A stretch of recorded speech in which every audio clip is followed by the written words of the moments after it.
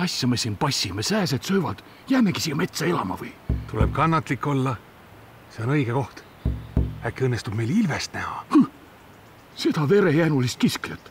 See luurab puude otsas, vaata kui kargab meile siin kallale. Sina usud ka igasuguseid rahva jutte. Ilves ei tapa kunagi lõbu pärast.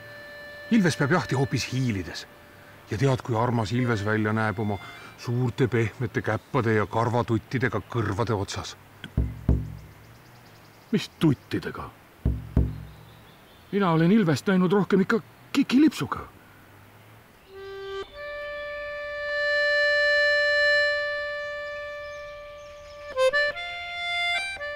Ilves, nagu ka teised tippkiskjad, hoiab looduses tasakaalu nii saakloomade kui ka endast nõrgemate kiskjate arvukust ohjates.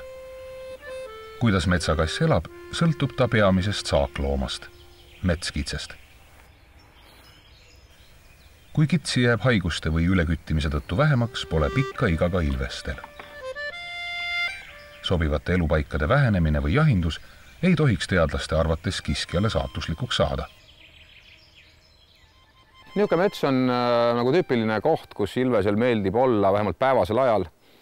See on niisugune koht, kus teda keegi ei häiri. Siin on varjepaikasid piisavalt ja ka poegi toovad ilvesed tavaliselt niisugustes kohtades ilmale, kus on varjatud, kus on risu, kus on näiteks tuulemurrud sobivad neile väga hästi, niisugused mättalused kõrged nagu siin on ja kus on nagu jahe, kus päike ei paista liialt peale.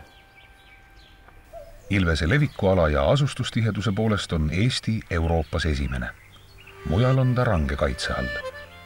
Eestis lubatakse viimasel aastail küttida piiratud arv ilveseid lühikese jahiaja jooksul. Sajandi eest oli Eestis vaid paarkümmend ilvest. 1937. võeti loom looduskaitse alla. Pärast teist maailmasõda kasvas metsakasside arvukus taas.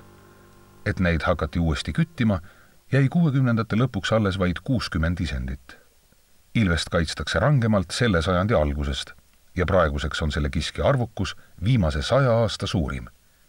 Eestis teatakse olevat 800 ilvest. Jänese krabistamist kuuleb ilves juba 50 meetri kauguselt. Tihti käivad metsakiisud mööda teiste loomade radu ja mitmekesi liikudes astuvad üksteise jälgedes. Looduses on ilvese ainus vaenlane hunt.